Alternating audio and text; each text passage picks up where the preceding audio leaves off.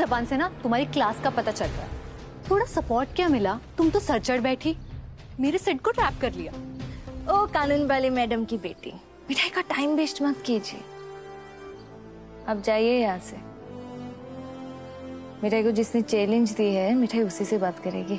अब भी इतनी अकल, अब भी बीवी होने का हक जताओगी? कैसे?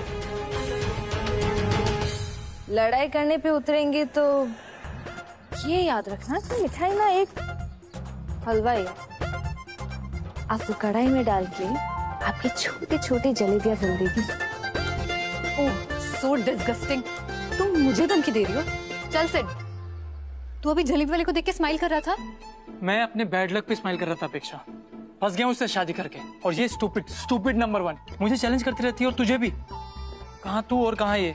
अगर दादू और दादे यहाँ नहीं होते ना तो देख लेता मैं से। नॉनसेंस।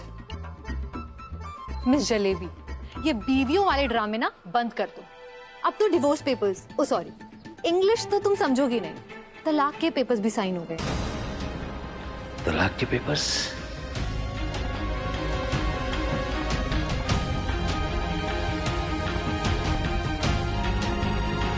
अब सिड की होने वाली वाइफ मैं हूं।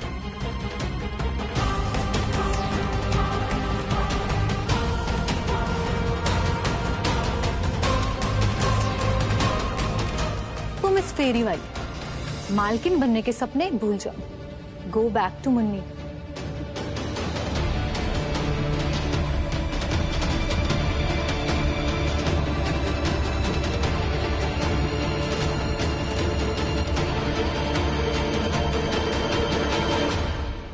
वो 2 कौड़ी की फेरी वाली खुद को समझती क्या? बाबूजी को झांसे में लेकर मुझे चुनौती दे रही है, और कानूनन सारी दुकानों के पेपर्स तो बाबूजी के नाम पर है। हम कुछ कर भी नहीं सकते। भाई साहब, आप इतना परेशान क्यों हो रहे हैं? आपके पास तो रामबाण है ना, आपके बेटे का वो वीडियो। चाची, आपकी तबीयत ठीक तो है ना? आप कहती हैं मैं आपके बेटे जैसा हूँ, अपने बेटे को जेल भिजवाएंगी क्या? पापा प्लीज ऐसा कुछ मत करना। मेरी लाइफ वैसे ही बहुत डिफिकल्ट फेज से गुजर रही है। वीडियो मतलब आपका बेटा जेल में है। सिर्फ एक दुकान ही तो हाथ से गई है। पापा, मेरे सवाल आपसे है, आपको एक दुकान चाहिए या आपका बेटा? बेटा वो दुकान चाहे पहाड़ में। आज भी तुम्हारे बाप के अंदर इतनी हिम्मत है कि 10 नई दुकानें खड़ी कर दे। अगली बार जरा सोच के बोला करो। पापा सॉरी, शायद मैं आपको आज तक समझ नहीं पाया कि आप मुझसे कितना प्यार करते हैं। एक बात तो भाई साहब ने सही कही है, एक दुकान हमारे हाथ से गई है, पर एचएम स्वीट्स के सामने कभी कोई खड़ा नहीं हो सकता। यस फूफा जी, 10 में से एक दुकान उनके पास है, 9 हमारे पास। जीत हमारी होगी। तूने बिल्कुल ठीक कहा सिद्धार्थ। एक साइकिल पे मिठाई बेचने वाले की औकात ही क्या है?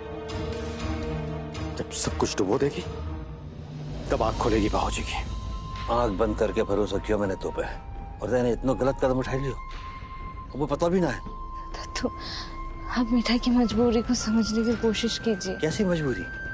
तेरा रिश्ता मेरे पोते सिद्धार्थ से है, मेरी बहू आरती ने और गोपाल जी ने मिलकर जोड़ा है, पर रिश्ते को तोड़ जैसा नहीं। दत्तू के पोते बहुत परेशान थे। दत्तू, बड़े भाऊजी ने उनको धमकी दी कि वो वीडियो वो कोर्ट में जाके जज साहब को दिखा देंगे। तो वो क्या करते और मिठाई क्या करती? दत्तू बात करा मेरी सिद्धार्थ से, मैं भी बात करूंगा बात से।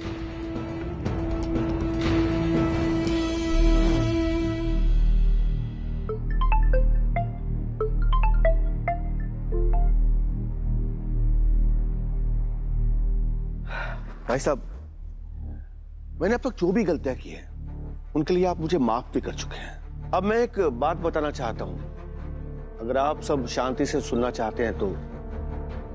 प्रमोद जी, आप इस घर के दामाद हैं।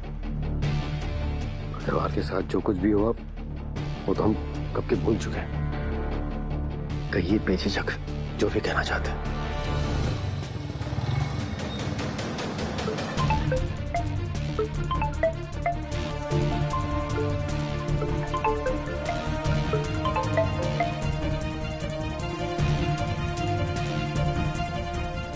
ये शिव को बार बार किसका फोन आ रहा है? भाई साहब, इतिहास गवाह है कि हमारे यहाँ सदियों से शादी एक जरिया है दो सत्ता केंद्रों को जोड़ने का। अब हमारे घर में करिश्मा है, उसकी शादी टूट गई, अरे उसके भी तो अरमान चकनाचूर हुए ना। ऐसा क्यों ना किया जाए कि उसका रिश्ता ऐसे परिवार में जोड़ें जो हमारे कमा सके। हाँ? वो 2 टके की मिठाई, उसकी मुंह दिखाई में वो आदित्य आया और आके चला गया, और हम सबको ये बात एक पहेली सी लगी। पर वो कल बाजार में अग्रवाल जी मिले, उन्होंने एक प्रस्ताव भेजा है। उस जैसे घटिया इंसान के प्रस्ताव को सुनना भी नहीं चाहता। अरे भाई साहब, प्रस्ताव व्यापार का नहीं है, प्रस्ताव रिश्ते का है। वो चाहते हैं कि आदित्य का रिश्ता करिश्मा से हो जाए।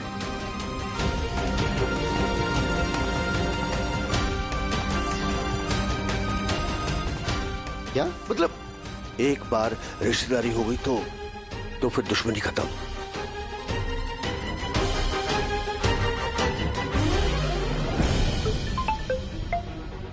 सर किसका फोन आ रहा है बार बार? उठा लेना। नहीं अपेक्षा, तुझे दिख नहीं रहा कितना इंपॉर्टेंट डिस्कशन चल रहा है? वो आदित्य, उसका होटल मैनेजमेंट का कोर्स पूरा हो चुका है, अब वो अमेरिका में सेटल होना चाहता है। आप लोग बातें करिए, मैं जरा आता हूँ।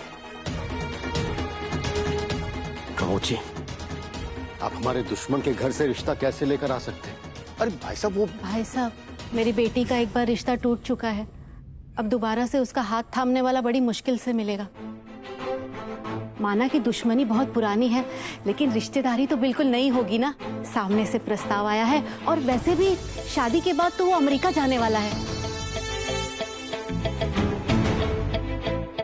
मान जाइए ना भाई साहब, आपके दोनों बच्चों का घर तो बस ही गया है। कीर्ति की शादी हो गई और सिड और अपेक्षा का भी ब्याह हो जाएगा। मेरी बेटी का भी घर बसने दीजिए, मैं आपके पैर पड़ती हूँ। क्या कर रही तुम? आप देखिए ना, कितने दिनों बाद मेरी करिश्मा के चेहरे पर मुस्कुराहट आई है। मान जाइए ना। मुस्कुराना तो मैं भी भूल चुका था, लेकिन अब बेटा साथ है तो खुल के मुस्कुराऊंगा।